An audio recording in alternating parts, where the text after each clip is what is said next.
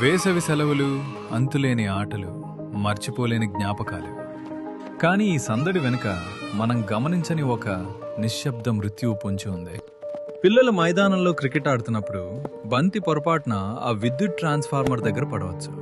ఆ బంతిని తెచ్చే తొందరలో ఆ చిన్నారి చేతులు లైవ్ వైర్లను తాకవచ్చు. గుర్తుంచుకోండి, ఆ ఒక్క సెకను ఉత్సాహం జీవితాంతం తీరని వేదనగా మిగిలిపోవచ్చు.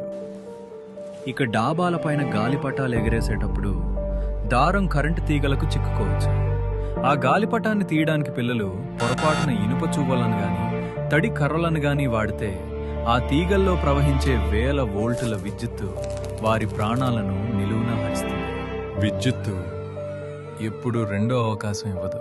దాగుడు మూతలు ఆడుతూ పిల్లలు నిర్మానుష్యంగా ఉన్న బిల్డింగుల్లోకి వెళ్తుంటారు. అక్కడ నేల మీద తెగిపడిన కరెంటు వైర్లు ఉండొచ్చు. కనీసం చెప్పులు కూడా లేకుండా ఆడుకునే ఆ పసిపాదాలు తెలియక ఆ తీగలపై అడుగు వేస్తే ఆ ఒక్క అడుగు వారి జీవితంలో ఆఖరి అడుగు కావచ్చు. పిల్లలకు భయం తెలియదు, కానీ మనకు బాధ్యత తెలుసు. విద్యుత్తు శక్తివంతమైనది, దాన్ని గౌరవించండి. మీ పిల్లలకి ఈ ప్రమాదాల గురించి ఈ రోజే వివరించండి. ముందు జాగ్రత్తే మన ప్రాణాలకు రక్ష.